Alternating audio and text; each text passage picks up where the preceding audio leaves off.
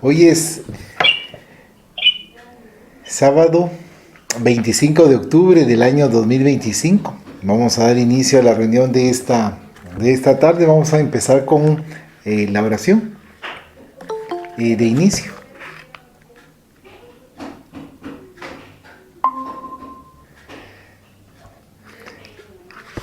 La oración dice así: rogamos al Señor Dios Omnipotente que nos envíe buenos espíritus para asistirnos, aleje a los que pudieran inducirnos en error y que nos conceda la luz necesaria para distinguir la verdad de la impostura. Apartar también a los espíritus malévolos, encarnados o desencarnados, que podrían intentar poner la discordia entre nosotros y desviarnos de la caridad y amor al prójimo. Si alguno pretendiese introducirse aquí, hacer que no encuentre acceso en el corazón de ninguno de nosotros. Buenos espíritus que dignáis venir a instruirnos, hacernos dóciles a vuestros consejos, apartarnos de todo pensamiento de egoísmo, de orgullo, de envidia y de celos, inspirarnos indulgencia y benevolencia para nuestros semejantes, presentes y ausentes, amigos y enemigos. Hacer, en fin, que en los sentimientos de que nos sintamos animados reconozcamos vuestra saludable influencia. Dad a los médiums, a quienes encarguéis de transmitirnos vuestras enseñanzas, la conciencia de la santidad del mandato que les ha sido confiado y de la gravedad del acto que han de cumplir, con el fin de que tengan el fervor y el recogimiento necesario. Si en la asamblea se encontrasen personas que fuesen atraídas por otro sentimiento que no sea el del bien, abrid sus ojos a la luz y perdonarles así como nosotros les perdonamos si vinieren con malas intenciones.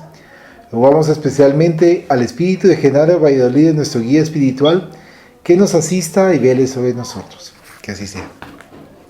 Bienvenida Marguita, bienvenida Sergio, bienvenido Coca, bienvenidos sean todos. Vamos a continuar con la lectura del libro La Luz de la Verdad de nuestra querida hermana Amalia Domingo Soler. Vamos a continuar con el capítulo 19.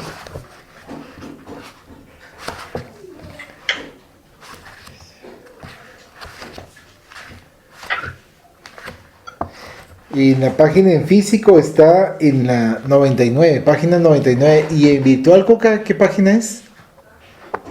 En virtual no lo tengo, no lo tienes. Físico. Ok, muchas gracias. Capítulo 19, el título: La misión del espiritismo. No viene el espiritismo a derribar templo alguno, ni a conquistar uno a uno fieles del catolicismo, que entonces haría lo mismo que las demás religiones que se disputan santones y milagrosas leyendas, canongias y prebendas, cuentos y tradiciones. No, está muy lejos de eso, porque la escuela espiritista es harto racionalista y no quiere el retroceso. Sueña con el progreso, con la redención humana, cree que el ayer y el mañana y el presente todo es uno, y que no hay hombre alguno que sea su aspiración vana. Todos pueden ascender y hasta los cielos subir, siendo iguales el porvenir del hombre y de la mujer. Creen que querer es poder, que una firme voluntad, yendo en pos de la verdad y abrigando un gran deseo, se hace gigante, un pigmeo ansiando su libertad. Esta es la noble misión que tiene el espiritismo: decirle al hombre: tú mismo has de hacer tu redención. No hay ninguna religión que te pueda redimir. Tú mismo tienes que ir cultivando tu terreno y solo siendo muy bueno tendrás un buen porvenir. Es inútil que tus bienes repartas entre santones. No alcanzan sus oraciones celestiales para bienes. ¿Quieres la gloria? Pues tienes que ir conquistando los cielos, prodigando tus consuelos a infelices afligidos y dando a los desvalidos tus compasivos desvelos. ¿Quieres gastar tu riqueza en alzar un santuario? Pues es más necesario que veles por la pobreza. El pueblo hambriento no reza, que sus ocios ejercita, buscando en la dinamita los horrores del estrago. El que por la fuerza es vago, solo en el crimen medita. Protege la agricultura, levanta granjas, modelo, y haz fecundo el duro suelo que el buen arado tritura. Después, mirando a la altura, tras telescopios potentes, pregúntate: ¿qué sientes allí, donde tu alma más se eleva, si dentro de una triste cueva o ante mundos esplendentes? No repartas tus caudales, pero haz que sean productivos y redimirás cautivos de las infamias sociales. Os afligen grandes males, mas ninguna religión os dará la salvación, ni tampoco el ateísmo. Es solo el espiritismo el que dará la solución al gran problema social, el descontento de todos, que unos y otros, cual beodos en impura bacanal, hacéis el mal por el mal, vivís sin saber vivir, bajando, queréis subir, huyendo, queréis llegar. ¿Qué modo de delirar y qué modo de sufrir? Los ricos temen al pobre, creyendo que éste algún día dirá con fiera ironía: no me deis, no lo que os sobre, quiero vuestro oro y no vuestro cobre, es lo que quiero en mi encono. Que harto tiempo en abandono por mi mal me habéis tenido, si no me dais lo que os pido, temblad, porque no os perdono. Y el pobre, con qué tristeza ve pasar al potentado en su coche reclinado, insultando su pobreza. De este desnivel empieza a surgir la tempestad, viviendo la humanidad entre engaños y perfidias, entre rencores y envidias en horrible oscuridad. Para este mal, que es añejo, no hay medicina en la tierra. Suele atajarle la guerra, pero este remedio es viejo. Más que armas de buen consejo, necesitáis los terrenales saber por qué vuestros males os abruman con su peso, y de qué modo el progreso vence en las luchas sociales. Pues el espiritismo os viene a revelar el modo de progresar y redimirse uno mismo, sin que ningún fanatismo venga a perturbar la mente, sin que la fe del creyente robe a la razón su imperio, sin milagroso misterio que a su buen sentido atente. Un estudio razonado de sana filosofía, un examen día tras día del presente y del pasado, de todo hecho consumado, la consecuencia, esperar, y así podréis cosechar los frutos que decíais. De los que crímenes sembréis, cuentas tendréis que saldar. Los que en santa abnegación lleguéis hasta el sacrificio y apartéis del precipicio la espantosa tentación, al que en la boca obcecación quiera, por violencia, hallar lo que no puede encontrar, porque nunca sembró el bien, sirviéndole de sostén. ¿Cuánto podréis progresar? De tal siembra, tal cosecha. Esto es la vida, no hay más. A tu paso encontrarás lo que hiciste en otra fecha. ¿Sospechaste? La sospecha irá tus huellas siguiendo. ¿Calumniaste? Pues sufriendo irás calumnias de otro. Cada cual se forma el potro en el que vive muriendo. No es una sola existencia en la que el alma vacila. Su organismo se aniquila, pero no su inteligencia. Esta, adquiriendo experiencia, va tomando encarnaciones, y las civilizaciones va con curso prestando, y trabajando y luchando va venciendo sus pasiones. Esta es la verdad, redimirse uno a sí mismo. Este es el espiritismo, puerto de la humanidad.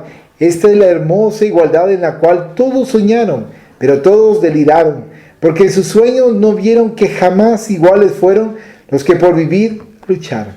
He aquí la noble misión que tiene el espiritismo: decirle al hombre: tú mismo lograrás tu redención. No hay ninguna religión ni ningún cambio social que te quite de tu mal ni un átomo de su peso. Obra tuya es tu progreso y el progreso universal. Este es del capítulo 19, título: La misión del espiritismo. ¿Alguien que desea hacer algún comentario al respecto?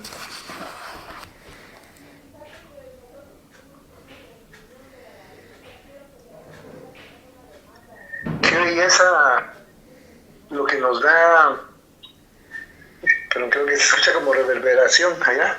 ¿No escuchas reverberación? No. Pero vamos, yo creo que sí, yo sí escucho reverberación. Bueno, ahorita creo que ya no. Este tema nos habla precisamente acerca de un problema fundamental que muchos de nosotros hemos tenido en nuestras vidas, y es como la brújula que muchos estamos llamados a utilizar y vamos siguiendo en nuestras vidas. Muchas veces a lo largo de diferentes encarnaciones, incluso en esta misma encarnación, hemos pensado y hemos creído que tenemos que tener una religión determinada e ir a un templo también determinado para poder obtener nuestra salvación. Que para poder llegar a nuestro Padre Celestial necesitamos de intermediarios, que no es posible una comunicación directa con nuestro Padre Celestial, puesto que somos tan ínfimos en la creación que Dios no nos va a poner atención. Sin embargo, la doctrina espírita nos viene a dar precisamente la solución en ese sentido. Y nos dice que depende de nosotros mismos la redención. No depende de qué religión estemos abrazando. No depende de quién más está haciendo alguna obra por nosotros. No. Nadie más va a poder pagar lo que nosotros hemos hecho en el pasado. Somos nosotros mismos los que tenemos que redimirnos de lo que hemos hecho con anterioridad en los caminos del desvarío, cuando desconocíamos, y mejor dicho, no escuchamos la voz de nuestra conciencia. Cuando comenzamos a escuchar la voz de nuestra conciencia, es como esa brújula que podemos utilizar para poder movilizarnos en el bien. Y entonces podemos seguir la regla áurea de nuestro Maestro Jesús de Nazaret, cuando nos decía: haz a tu prójimo lo que no desees que te hagan a ti, o lo que desees que te hagan a ti, perdón, y no le hagas lo que no quieras que te hagan a ti. Si nosotros siguiéramos esa regla áurea en todos los asuntos de nuestra vida, creo que nuestra propia existencia sería luz para las demás personas. Pero muchas veces tenemos temor, tenemos miedo del qué dirán. Tenemos miedo de no encajar en la sociedad. En una sociedad en donde la gran mayoría van al consumo, la gran mayoría están siguiendo ideales de formas, pensando que de esa manera van a obtener su salvación. Y creyendo o asistiendo a esos lugares van a obtener esa salvación. Sin embargo, la doctrina espírita dice que somos nosotros los artífices de nuestro propio destino, nadie más. Si nosotros queremos tener más adelante recompensas positivas, ¿qué tenemos que hacer? Sembrar el bien, por el bien mismo, sin esperar nada a cambio, sin ningún interés de por medio. Tenemos que ser simples y sencillos como nuestro Maestro Jesús de Nazaret. Él nos enseñó el camino para seguir el reino de los cielos, que como él mismo decía, está dentro de nosotros. No tenemos que buscar afuera lo que tenemos dentro de nosotros. Tenemos que buscar lo que está dentro de nosotros, es decir, conocernos profundamente, cuáles son nuestros vicios, cuáles son nuestros defectos, y una vez determinando esos vicios y esos defectos, comenzar a trabajar en ellos para salir mejor de esta encarnación de como entramos. Porque si no, sería como una vida de inercia, en la cual tal y como vine a esta encarnación, así salgo. No avanzo absolutamente nada. Y yo creo que estoy avanzando, pero ¿quién me dice a mí que realmente estoy cumpliendo con los proyectos que me tracé antes de reencarnar? Entonces muchas veces podemos creer nosotros que estamos cumpliendo, ¿verdad? Y sin embargo, la realidad es que estamos muy atrasados en el plan de vida que hemos llevado a cabo. Ahora bien, hay otros hermanos que consideran que van muy atrasados. Sin embargo, por todo el bien que están haciendo a su alrededor, van con un paso acelerado mucho más adelante que nosotros, porque ya entendieron, ya comprendieron de qué se trata la vida y cuál es la misión de ellos aquí en la tierra. Y precisamente eso es lo que nos están prácticamente diciendo aquí en esta lectura, la luz de la verdad, ¿verdad? Que busquemos dentro de nosotros mismos, porque nosotros porque únicamente depende de nosotros nuestro propio adelantamiento, solamente.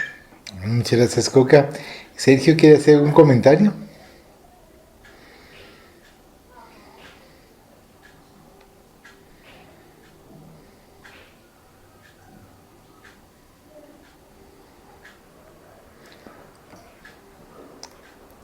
¿O Magdita quiere hacer algún comentario?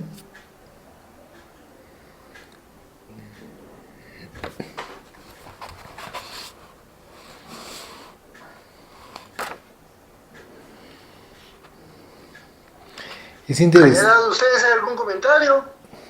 Pues aquí indica de... Perdón, Sergio.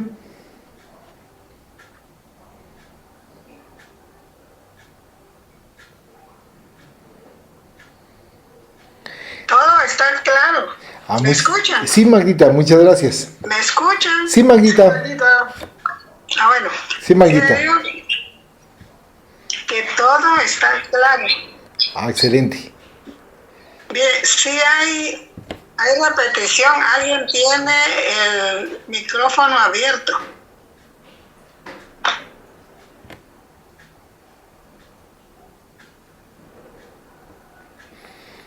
Ok.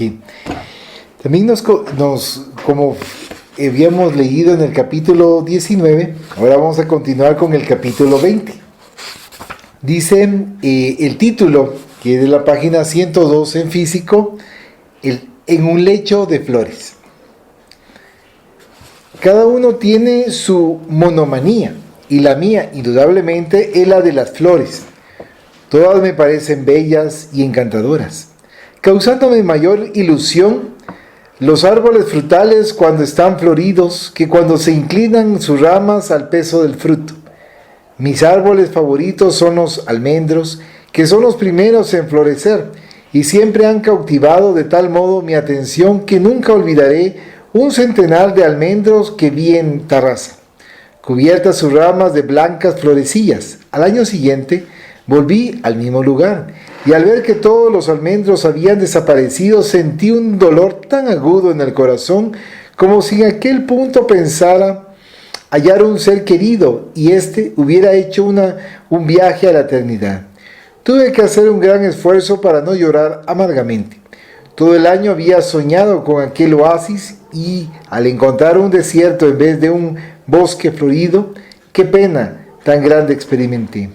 Junto a mi casa hay un jardín que tiene muchos árboles frutales, y cuando están cubiertos de florecillas, paso ratos deliciosos contemplando aquel lecho de flores, pues mirando los árboles floridos desde cierta altura, parece completamente una red de flores sostenida en el aire por hilos invisibles. Una tarde, que miraba fijamente aquel paraíso en miniatura, vi sobre las ramas cubiertas de florecillas que se extendía una ligera bruma. Esta se fue cubierta con una ancha túnica transparente que dejaba ver un cuerpo luminoso. Era una mujer preciosa. Su espléndida cabellera tan pronto parecía formada por hilos de plata como por hilos de oro. Era un manto encantador que flotaba, y al flotar aquellos abundantes rizos, parecía que una lluvia de brillantes se desprendía de aquellas hebras luminosas. Aquella aparición encantadora no se deshizo rápidamente. La vi el tiempo suficiente para que aquella bellísima figura se quedase fotografiada en mi mente, y la viese tanto de noche como de día. La he visto en mi sueño lo mismo que despierta. ¡Qué preciosa es! Su rostro es tan dulce, tan risueña. No puedo comprender de qué materia se compone su organismo, porque todo su ser se transparenta. Lleva dentro de sí una luz suavísima. Bajo su epidermis se ve una claridad que cambia de color. Tan pronto las delicadas tintas de la rosa esparcen su color de aurora, como reflejos de un pálido celeste, aumentan la belleza de aquella encantadora aparición. Una noche la vi en mis sueños y observé que llevaba en su diestra muchas cintas de diversos colores. Las cintas, como si las cogieran manos invisibles, se entrelazaron y formaron unas letras que decían Rosa Blanca. Me desperté y una voz muy dulce murmuró, Rosa Blanca. Comprendí, desde luego, que aquel espíritu quería comunicarse conmigo, y esperé estar en condiciones de reposo para transmitir lo mejor posible su inspiración. Así se lo hice presente. Y el espíritu de Rosa Blanca ha esperado sin manifestar impaciencia. Es verdad que los ángeles no pueden impacientarse. Cuánto siento no poder transmitir al papel lo que Rosa Blanca me inspira. Ella es toda luz, y en mí aún hay tanta sombra, pero suplirá en parte mi buena voluntad. Rosa Blanca se sonríe compasivamente, me mira con fijeza y habla, pero su voz es tan dulce y tan apagada, es un murmullo tan lejano que apenas resuena vagamente en mis oídos. Se apodera de mí una languidez especial y la pluma la dejo correr sobre el papel. Correr no es la palabra, deslizar. Tampoco es la frase, puesto que escribo con gran lentitud. Amalia, cronista de los pobres, humilde, trovador de los desventurados, todo no ha de ser relatar amarguras. También alguna flor ha de brotar entre tantas espinas. Yo seré esa flor. Yo, que solo vivo para amar. ¿Te gusta mi nombre? En mi última existencia me llamé Rosa Blanca, y era mi cuerpo tan delicado como esa bella flor de vuestros jardines, fruto de unos amores que no podían legitimar vuestras absurdas leyes, por ser mi madre de regia estirpe y mi padre un pobre jardinero. Este último, obedeciendo las órdenes de mi madre, me colocó en un precioso cesto de mimbre, me cubrió de flores y me dejó en los jardines del palacio de un magnate, cuya esposa era estéril de cuerpo y de alma. Pobre Eloía. Para despertar su dormido sentimiento descendí yo a la tierra. Las tintas de la aurora iluminaban el horizonte cuando la mujer que debía ser mi madre adoptiva, después de una noche de insomnio, se levantó febril. Calenturienta y buscando reposo su fatiga, recorrió los jardines que rodeaban su morada, en un bosque encantador, donde las flores más delicadas lo mismo tapizaban la tierra que se enlazaban en los troncos de los árboles.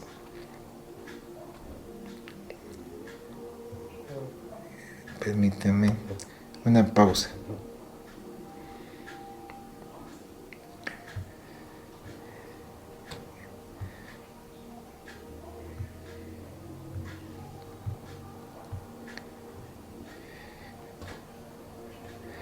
Es que parece que... Ahí está. Ok. Lo mismo la tapizaban la tierra que se enlazaban a los troncos de los árboles floridos, formando una bóveda verdaderamente encantadora, rodeando el bosquecillo de un lago cuyos márgenes sombreaban árboles de eterno verdor. Allí se refugió Eloía, huyendo de sí misma, y al dejarse caer sobre una concha de nácar, sus ojos se fijaron en mi pequeña cuna. Lanzó un grito y yo exhalé un gemido, y aquella mujer, hasta entonces desheredada de los goces más puros de la maternidad, que odiaba ferozmente a los niños por ser ella un árbol sin fruto, se inclinó sobre mi cuna, apartó con impaciencia las flores que me cubrían, y al ver mi cuerpecito, que parecía una burbuja, un copo de blanca espuma, sintió lo que nunca había sentido al mirarme. Le extendí los brazos y con mi llanto y mis gemidos le dije: ámame. Ella, dominada por una emoción desconocida, me estrechó contra su seno y, sin saber lo que hacía, lanzó gritos de asombro, de alegría. Con alegría inmensa llamó a sus servidores y pronto me vi rodeada de pajes y doncellas. No faltó quien registrara mi cuna, y en ella encontraron un pequeño pergamino en el cual había escrito mi madre, Rosa Blanca. Rosa Blanca me pusieron en la fuente bautismal, y Eloía no vivió más que para mí. Su esposo me miró con indiferencia, mas nunca se opuso a las demostraciones de ternura de mi madre adoptiva. Aquella mujer que había odiado a los niños, que jamás había fijado sus miradas en los mendigos por complacerme, por verme sonreír y disfrutar de mis tiernas caricias, fundó un asilo para los huérfanos y un hospital para los ancianos que aún existen y se sostienen con las rentas de los bienes de Eloía, que Eloía dejó para tan noble fin. Eloía, en otras encarnaciones, había sido mi rival, me había hecho sufrir persecuciones horribles y habíamos sido lo que se llama enemigos implacables, por tener distintos ideales políticos y religiosos y pertenecer a familias que se odiaban, con ese odio de distintas razas que tantas víctimas ha causado en este planeta. Yo, Más afortunada que Eloía, trabajé con ardor en mi progreso, porque la llama del amor inflamó mi ser, y amando mucho, se progresa mucho.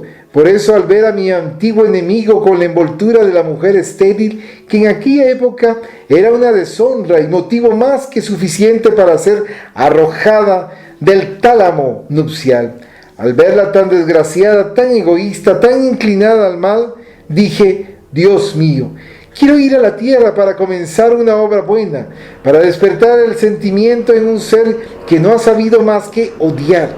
Y el éxito más feliz coronó mis esfuerzos. Eloía me estrechaba en sus brazos, me colmaba de caricias, me miraba embelesada y al verme tan hermosa me consideraba como un ser sobrenatural, mucho más cuando durante la noche me enlazaba a su cuello y le decía: quiero que seas muy buena, quiero cuando me vaya de la tierra presentarme ante Dios y decirle: he redimido un alma, recíbeme en tu gloria. Y yo decía: estoy dormida.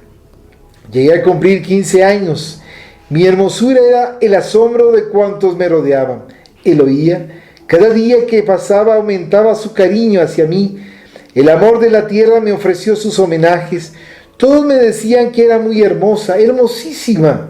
Pero ningún hombre atrajo mi atención, porque yo amaba a un espíritu al que le debía mi progreso, y con él conversaba en el bosquecillo de flores donde dejaron mi cuna. Aquel era mi lugar favorito. Allí veía al amado de mi corazón, con él hablaba, con él sonreía, con él formaba planes venturosos para el porvenir. Una tarde me fui como de costumbre a mi lecho de flores, mientras Eloía visitaba enfermos por mandato mío.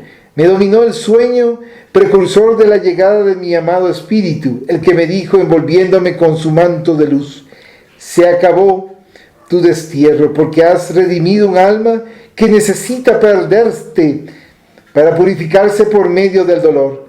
Ven, amada mía, deja tu lecho de flores, que en mis brazos otro lecho mejor encontrarás.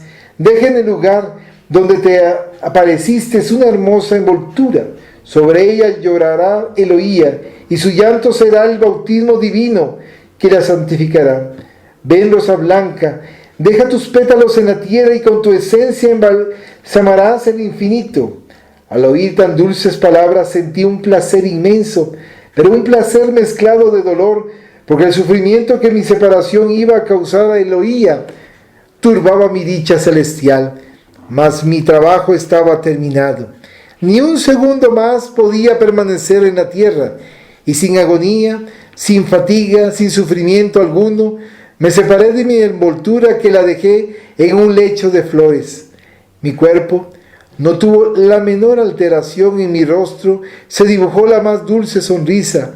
Mis ojos abiertos esperaban los besos de Eloía para cerrarse con la presión de sus labios.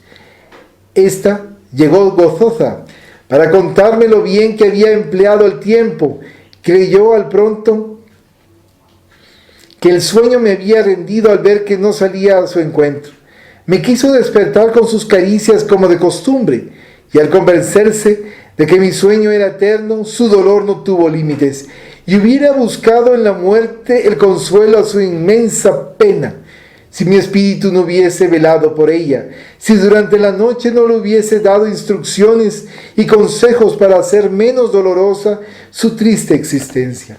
Una tumba monumental guardó mis restos, y durante muchos años, sobre el verde musgo que rodeaba mi sepultura, brotaban flores que, formando letras, decían al caminante: aquí están los restos de una rosa blanca. Eloía, sin hacer votos religiosos, se convirtió en hermana de la caridad, curó leprosos y apestados, y cuando las fuerzas le faltaban, visitaba mi tumba, y allí escuchaba una voz que le decía: encontrarás a Rosa Blanca en un lecho de flores. Esas flores no quiere Rosa Blanca que se marchiten, riégalas con tu llanto, y cuando vuelvas a la tierra, Rosa Blanca te elegirá por madre, y serán tus brazos sus lechos de flores. Le cumpliré la promesa. Eloía será mi madre, cuando podamos unirnos con esos dulces lazos con que se unen en ese mundo los espíritus, y formaremos un hogar bendito que en realidad será un lecho de flores. No te apesadumbre tu impotencia, Amalia. Tienes buena voluntad y con ella vas arrojando la productora semilla que a su tiempo te ofrecerá un lecho de flores. La comunicación de Rosa Blanca es para mí de inmensa valía. Tienes razón, buen espíritu. Entre tantas espinas ha brotado una flor. Bendita seas, Rosa Blanca, bendita sea tu inspiración. Ese es del capítulo 20, en un lecho de flores. ¿Algún comentario? Valito, hágame un favor. Sí.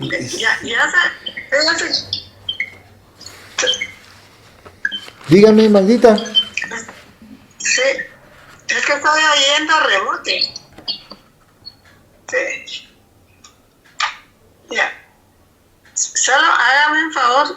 A mí se me hizo chibolas. ¿Quién era? Rosa Blanca, ¿cómo es la otra?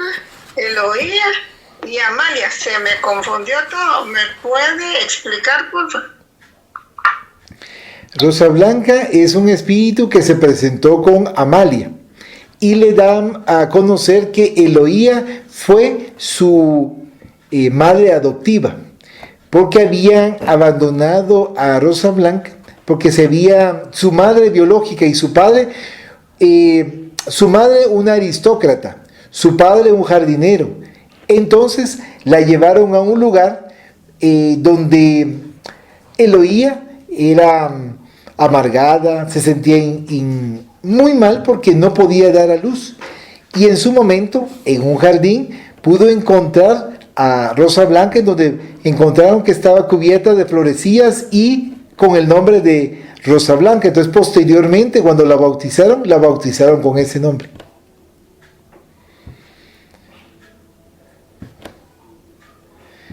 Coca, ¿quieres hacer un comentario?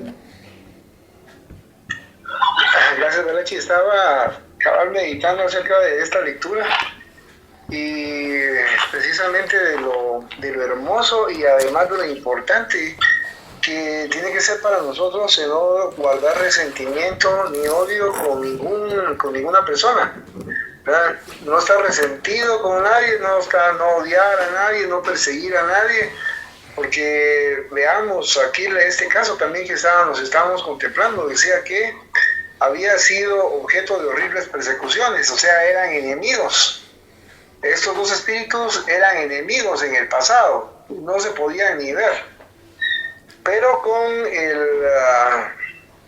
olvido del pasado, ¿verdad? Y con una nueva encarnación y con la agravante que tenía Eloí de no poder tener hijos. Imagínense en esa época, si actualmente también es una causal de divorcio, en aquella época era peor porque no podía dar hijos. En esa época se le considera no apta para el matrimonio y fácilmente el marido podía solicitar el divorcio en esas circunstancias, ¿verdad? Porque ese era uno de los fines del matrimonio, el procrear, el multiplicarse también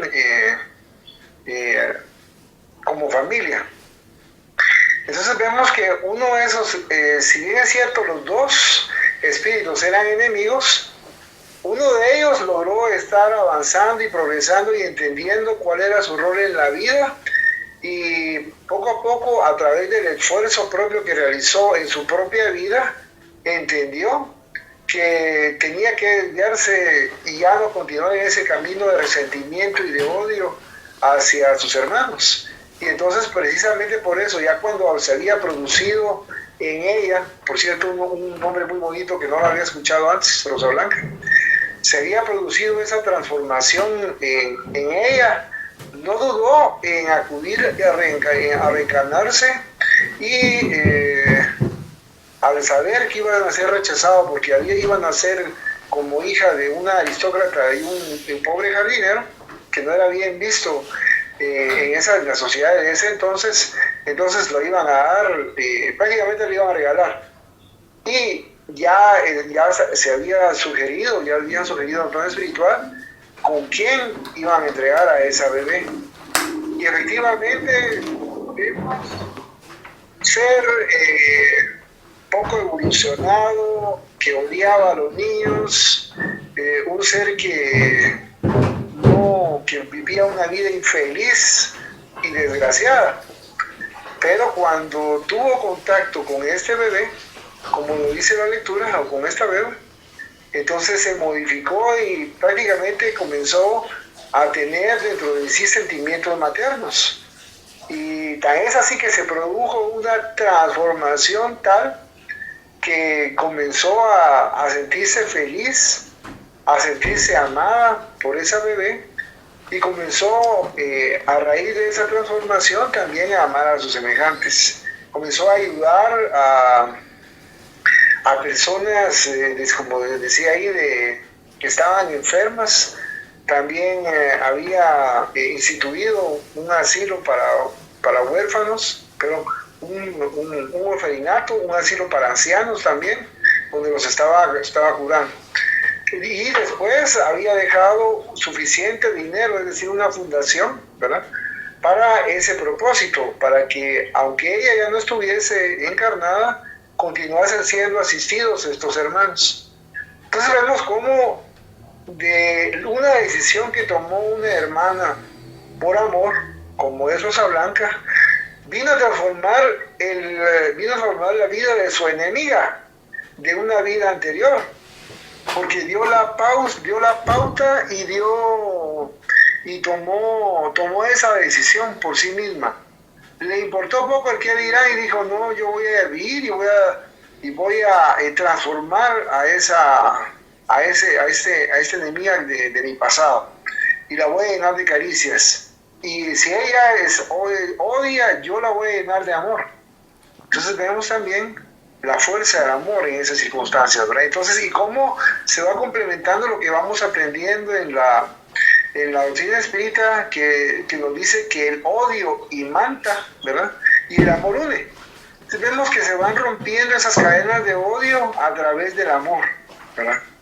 Entonces vemos que tiene que darse un primer paso, y especialmente va a ser por el espíritu que vaya entendiendo que no puede atarse a través de odios y resentimiento con otro ser, porque se lo va a volver a encontrar en otra existencia, ¿verdad?, y más cercano, y así seguirá. Mientras más se odie, mientras más resentimiento exista, más se van a encontrar, y más se van a estar retando, y más daño se van a estar haciendo entre espíritus. Pero cuando ya se logre una comprensión tal de la cual se entienda que no somos seres perfectos, sino que somos seres imperfectos, que estamos tratando de mejorarnos a nosotros mismos, y a su vez vamos a querer el bienestar de nuestros semejantes, y el actuar fidedignamente de esa manera y sinceramente, porque eso no puede, ¿cuál es esa palabra? No puede aparentarse, tiene que ser un sentimiento sincero, un sentimiento que vaya a abarcar y que vaya a llenar de amor a esas criaturas que han estado anteriormente con esa carestía de afecto y de amor, y que solamente han estado resentidas. Se puede producir una transformación, y este es un ejemplo claro de una transformación que se da a través del amor, ¿verdad?, de un ser que estuvo aquí pocos años, 15 años apenas, pero fueron suficientes para transformar a su propia madre y enseñarle cuál es el verdadero camino en la vida, ¿verdad? Probablemente el papá, como bien escuchábamos, la miraba con indiferencia, no le importaba. Sin embargo, ella iba tras su trabajo, es decir, tras lo que se había instintivamente trazado antes de reencarnar, como era el reencontrarse, y prácticamente sería como el romper esas cadenas de odio entre Elohim, que era su madre adoptiva, y ella misma, que estaba regresando en una nueva encarnación. Solamente. Muchas gracias, Coca. ¿Alguien más que desea hacer algún comentario?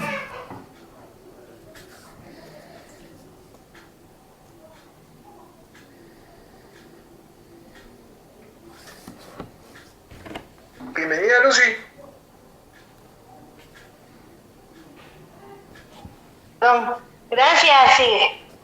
Aunque sea tardecito, pero llegué.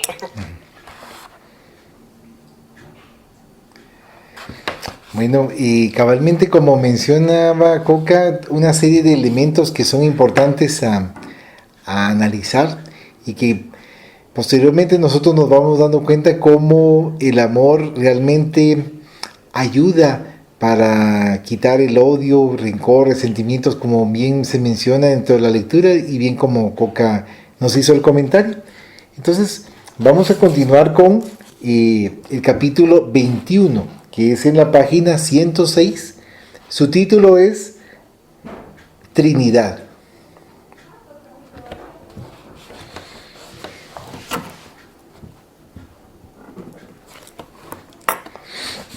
Dice: hermana mía, a nadie mejor que a ti puedo contar las impresiones que recibí en mi última visita al hospital, puesto que tú me has dicho muchas veces, Amalia, tú que tanto te interesas por los desgraciados, visita con frecuencia a los pobres enfermos que gimen en los hospitales. Fíjate bien en la expresión de sus ojos.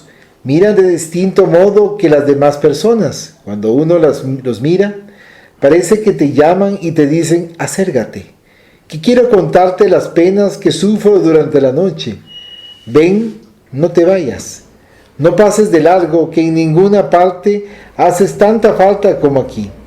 Yo, siguiendo tus buenísimos consejos, siempre que puedo, voy al hospital, y el tiempo que permanezco al lado de una pobre enferma es el que creo mejor empleado. Hace pocos días salí una mañana huyendo de mí misma, porque hay horas en las cuales el espíritu todo lo ve negro y sombrío.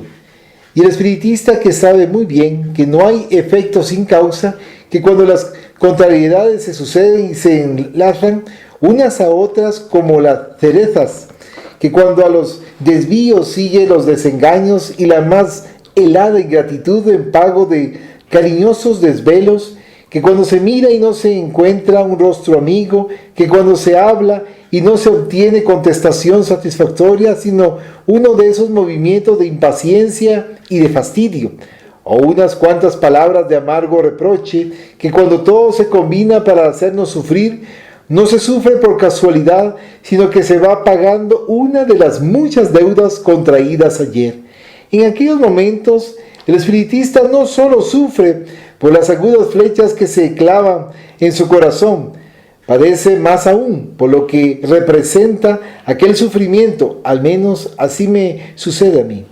Cuando un nuevo desengaño me pone de manifiesto que la soledad íntima es mi patrimonio, murmuro con tristeza, ¿cuánto tiempo me queda todavía de ir por la tierra como el judío errante? ¿Cuántas veces volveré a ese mundo huérfano y abandonado, pidiendo a los extraños una mirada compasiva, una frase de ternura? El progreso del espíritu es muy lento.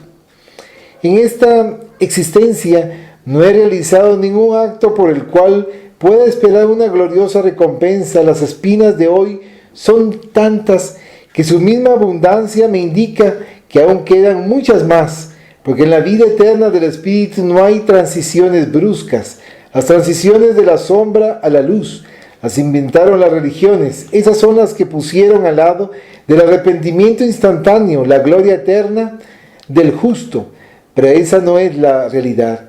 La realidad es otra, es la ascensión del espíritu trabajando, luchando por la existencia, cayendo donde hizo caer a otros, llorando donde ayer lloraron sus víctimas, y cuando el número de sus sacrificios y de sus actos heroicos es igual al de sus pasados desaciertos, entonces ni rico ni pobre, ni justo ni pecador, comienza una nueva vida sin enemigos que le persigan con su odio implacable, ni ángeles que le cubran con sus alas de luz.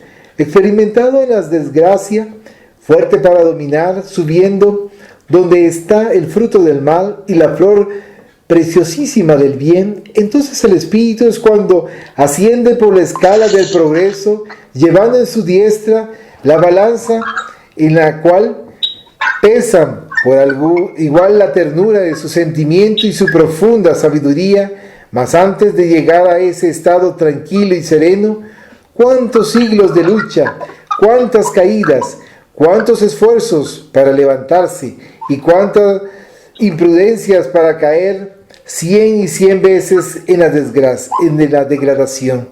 Confieso ingenuamente que la eterna lucha de la vida me asusta, me intimida, me espanta, en particular cuando llega el vencimiento de algún pagaré firmado en otro siglo, las espinas de los desengaños, de las murmuraciones, de esas contrariedades sin número que tanto molestan, que tanto hieren, que tanto humillan, forman un estrecho círculo y el menor movimiento que uno hace se siente herido en el alma y en el cuerpo, y en esos instantes cuánto se sufre, porque entonces no se mide, no se pesa el dolor del momento, se miden y se pesan los dolores y las humillaciones que nos guarda el porvenir. En esas crisis dolorosísimas, mi espíritu se encuentra tan humillado, tan abatido, tan enfermo. Mira con tan profundo desdén el tiempo invertido en esta existencia, que al no tener el íntimo convencimiento de que no se puede morir, con cuánto placer pondría punto final al capítulo de esta encarnación. Mas como esto no es posible, como se vive y se progresa eternamente, cuando me miro a mí misma y no sé si despreciarme o compadecerme, entonces acudo a esos remedios eficaces de curar mi acerbo dolor con otro dolor terrible. Entonces hago comparaciones entre la historia de un desventurado y la mía. Y en uno de esos momentos amargos fui al hospital a ver a una pobre enferma que hace más de 6 años que está postrada en el lecho del dolor. Ante aquella mujer, mi espíritu siente lo que debe de sentir el creyente ante sus imágenes predilectas. Mi espíritu se encuentra muy pequeñito, pero tranquilo, como el niño que aprende a leer y va uniendo letra por letra, sílaba por sílaba, hasta formar un vocablo. Así voy anotando en mi mente cuando ella me dice de sus tristes noches y de sus largos días. Cuánto la admiro y cuánto aprendo hablando con ella. Cuánta filosofía encierran sus pensamientos. Qué criterio tan justo para juzgar a los unos y a los otros. Es al primer enfermo que le he oído hablar con imparcialidad de las enfermedades y de las hermanas de la caridad que dirigen el benéfico establecimiento. Hablando con ella de lo que consolaban algunos libros, me dijo sonriéndose: yo también tengo mi pequeña biblioteca. Sí, ¿dónde está? Aquí. Y me entregó algunos papeles, entre ellos había un periódico, órgano del catolicismo romano, algunas estampitas con versos y oraciones y unos pedazos de papel impreso mal recortados, en los cuales encontré con asombro una de mis poesías, diciéndome ella con dulcísimo acento: estos versos me los sé de memoria, me han consolado tanto. En ellos se encuentra la historia de una mujer cuya expiación es horrible. Cuánto se sufre en la tierra, y mis palabras te han consolado más de lo que usted se puede imaginar. Me han hecho reflexionar y meditar muchas horas. Tanto es así que esos pedazos de papel impresos son mi único tesoro, porque si bien la poesía la sé de memoria, me gusta mirarla escrita, temiendo que mis dolencias perturben mi entendimiento y la llegue a olvidar. Al oír las palabras de la enferma, no puedes imaginarte, Trinidad querida, lo que yo sentí en aquellos instantes. Mi alma oró, elevando una plegaria tan ferviente que no creo haber orado en esa existencia con tanto fervor como en aquellos momentos oré. La gratitud más inmensa se desbordó en mi pensamiento. ¿Cómo no sentirla si mi paso por la tierra no había sido estéril? Una mujer que yo admiro porque sabe sufrir y sabe dar a cada uno lo que en realidad merece. Una mujer que en medio de sufrimientos horribles, inexplicables e inaguantables, compadece a las enfermeras y se hace cargo de su penoso trabajo y disculpa sus desvíos, sus desdenes y hasta su crueldad, cuando se olvidan de las infelices tullidas y no atienden a sus peticiones. una mujer que sabe tolerar y comprender en la situación más aflictiva que se puede tener en este mundo, como es la de no poder moverse y estar presa en el lecho de un hospital, demuestra una gran elevación de sentimientos. Y esa mujer que yo admiro y que tanto me enseña, con sus palabras ha encontrado en mis versos un gran consuelo y motivo sobrado para reflexionar profundamente sobre el más allá y el progreso indefinido del espíritu. En la casa del dolor, en la mansión del sufrimiento, ha renovado mi voz, profetizando días de paz, días de gloria a los que pagan sus deudas sin desesperarse. Y no ha sido mi voz rumor que pasa, no ha sido eco que se ha extinguido, al contrario, resuena constantemente en la imaginación de una mujer que, haciendo abstracción de su cruelísimo padecimiento, sabe compadecer a las mujeres que viven entre enfermos. Si de mis obras se hubiera hecho una edición monumental, no hubiera tenido la inmensa satisfacción que sintió mi alma al ver aquellos pedazos de papel mal recortados, escondidos entre las hojas de un periódico clerical. En aquellos instantes me convencí de que Dios da 100 por 1. No lo sabes bien aún, me dice un espíritu, y no lo sabes porque la sombra de tu ayer te intercepta los rayos de la luz que con tu trabajo difundes. Los grandes pecadores de ayer son antorchas que dan la luz, dan calor y se consumen sin que su propia luz les ilumine y sin que su calor les vigorice. Pero el que tiene que ver la luz, la ve. El que tiene que sentir el calor de una nueva vida, siente ese calor bendito que le hace renacer. Por eso, tu voz que transmite la inspiración de los espíritus y tus confusos recuerdos del pasado, resuena en los parajes donde debe resonar, y curas a los otros por el mismo sistema que te curas tú. Te diriges especialmente a los desgraciados y no les prometes cielos y bienaventuranzas imaginarias. Les presentas, por el contrario, cuadros sombríos, expiaciones terribles, diciéndoles: en el abismo del dolor nunca se llega al fondo. Pero de este abismo se puede salir si la resignación nos fortalece y si somos útiles a los demás. Aún en medio de la impotencia más horrible, contenta puedes estar de tu trabajo, porque muchos desgraciados piensan en ti. La prueba que has visto últimamente en un hospital se te ha dado para que te reanimaras y te convencieras de que tu paso por la tierra no ha sido estéril. Si todas tus existencias hubieran sido tan útiles como tu encarnación actual, cuán distinta sería tu misión en la tierra. No preguntarías como preguntas hoy: ¿dónde está mi hogar? Pregunta que repites centenares de veces y no lo preguntarías, porque tu morada sería un paraíso. Tu familia se compondría de espíritus felices. La virtud y la ciencia reinarían en torno tuyo y daría cima a las empresas más grandes y más gloriosas. Procura pues ser útil a los desgraciados. No te entregues preguntando a los espíritus: ¿dónde está mi hogar? Porque tu hogar se encuentra en todos los parajes donde tu voz consuela, reanima y fortalece a los débiles, a los enfermos, a los humillados.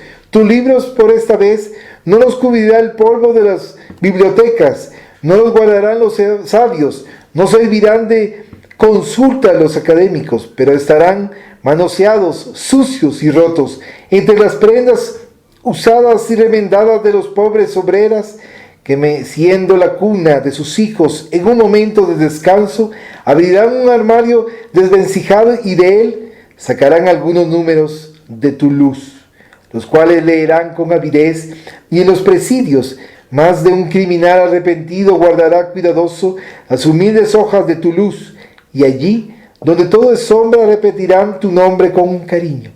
Arroja pues la fructífera semilla del espiritismo, tú que te aprecias de ser agradecida. Agradece en lo que vale la inspiración que te dan los espíritus, porque hay tantos que desean expresar sus pensamientos y no pueden. Si vieras cuántos que pasan por idiotas son sabios profundos que tienen que enmudecer y sufrir las rechiflas de los unos y las groseras burlas de los otros.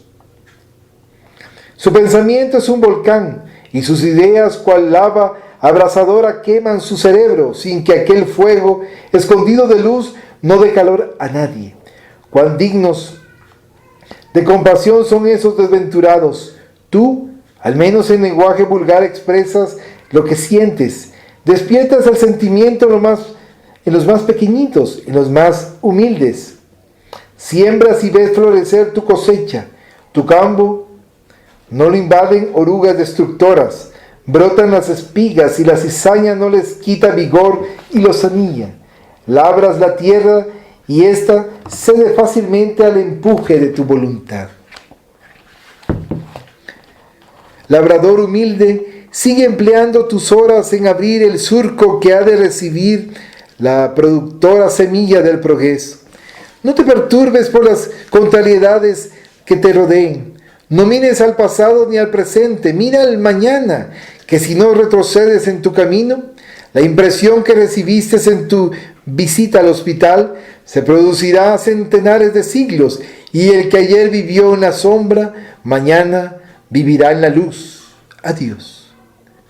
Tú, que tanto y tan bien me comprendes, Trinidad querida, te harás cargo del consuelo que ha sentido mi alma con la comunicación del buen espíritu que ha respondido a mi pensamiento, demostrándome perfectamente que Dios da 100 por 1.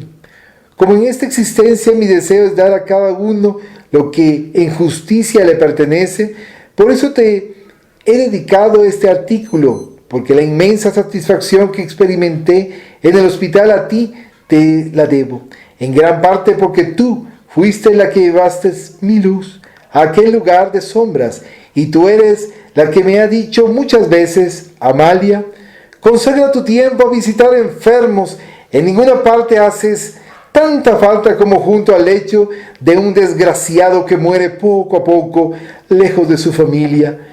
Cuánto te debo, Trinidad querida, cuánto aprendo hablando conmigo.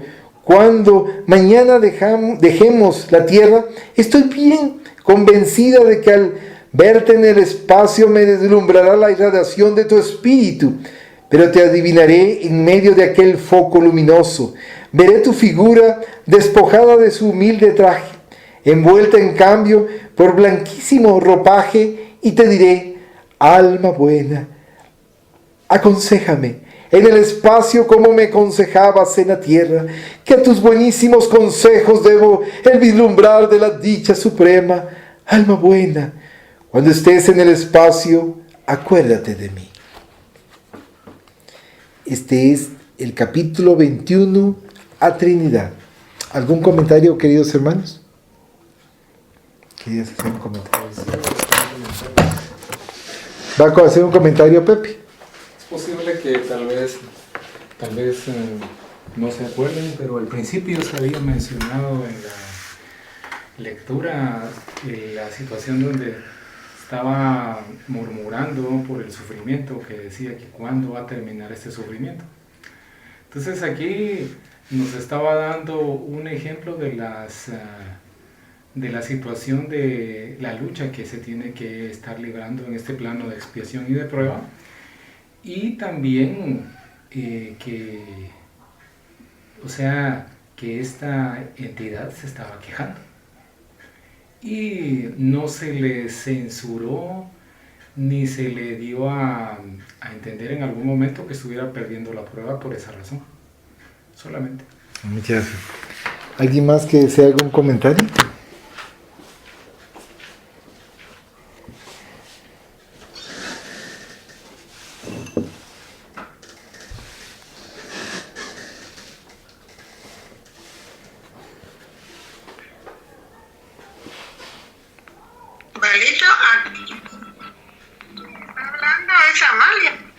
Sí, es Amalia quien está comentando con respecto a su experiencia cuando fue al hospital. Pero le está diciendo a Trinidad. Y sí a Trinidad.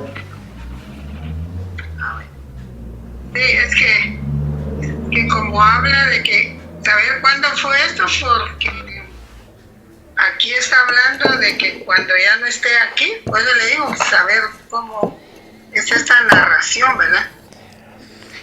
Hay que tomar en consideración que también es para fortalecerla y que no olvidemos ir a los hospitales y para que nosotros podamos tomar en consideración, en este caso, esta hermana que durante 6 años sufría y sufría, pero el consuelo era leer estos papelitos del periódico. ¿Y cuál fue su sorpresa? Que dentro de esos papeles del periódico había muchos de los escritos de los que han sufrido por parte de Amalia, pero también sus comentarios de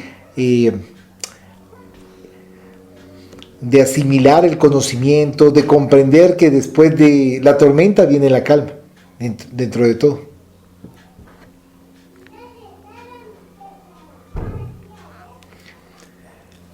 ¿Algún comentario, Coca? No, Anachi. Considero, queridos hermanos, que esta lectura nos hace recapacitar bastante, porque nos indica que a través del dolor se comprende las situaciones de otros, y por eso comentamos también en ciertas ocasiones cuando pensamos en que cuando estamos en los zapatos de los demás o de los otros, nos entendemos su situación y la complejidad de cómo ellos viven. Por ejemplo, aquellos que tienen problemas de la espalda y ven otros que tienen problemas en la espalda, sabe el dolor intenso y fuerte. Es un ejemplo. Aquellos que tienen circunstancias muy similares, entonces tienen la oportunidad de poder analizar, de poder comprender, y por eso acá nos comentan y muchas veces nos invita, por ejemplo, nuestro hermano Francisco Cándido Javier en su momento, junto con el hermano Espíritu Emanuel, le indicaba la parte en donde se hacían las comunicaciones mediúmnicas a través de la psicografía, a través de estas, poder orientar, poder calmar el dolor de muchos de los ya fallecidos, pero que también le indicaba que había que hacer una pausa y poder ir a servir a todos aquellos hermanos quienes lo necesitaban, a través de darle un alimento, a través de darle una cesta de comida o a través de darle dinero, y que en su momento creo que era una hermana española que se le presenta, se le acerca y le indica: tú vas a ser nuestro intermediario para brindar ayuda a todos. Entonces él, con mucha tristeza y pena, le dice: pero usted sabe que yo no tengo los suficientes recursos económicos para poder hacerlo. Tú hazlo y nosotros nos encargaremos de que continúe esa tarea, de que continúe ese apoyo. Entonces, cuanto más nosotros lo hagamos de la mejor buena voluntad, cuanto más nosotros nos dediquemos con pasión, con cariño, con dedicación, con esmero, para poder brindar apoyo a otros, vamos a ir recibiendo. Y por eso nos podemos analizar con respecto a las enseñanzas del Maestro Jesús de la multiplicación de panes, la multiplicación de peces, la multiplicación de muchas cosas. ¿Por qué? Porque dando es como recibimos, y en un momento dado, cuanto más nosotros estemos dando, pero sin pensar en querer recibir posteriormente, sino que hacerlo de corazón porque nos nace, entonces en su momento iremos recibiendo y dando lo mejor, y la satisfacción, por supuesto, de poder brindar el apoyo hacia nuestros demás hermanos. ¿Algún último comentario que deseen realizar?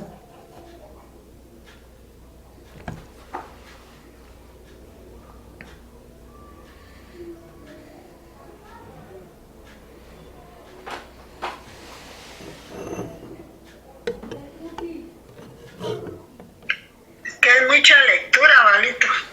Habría que... Sí, bastante. Sí. Lo importante es también, querida Magdita, es que como vamos a tenerlo en audio, posteriormente les voy a enviar el enlace para poder analizar uno por uno, y también esto nos va a ir enriqueciendo, porque de verdad cada uno nos hace reflexionar, nos hace recapacitar, y cada una también nos hace tomar en consideración aspectos importantes para nuestro diario vivir, ¿verdad?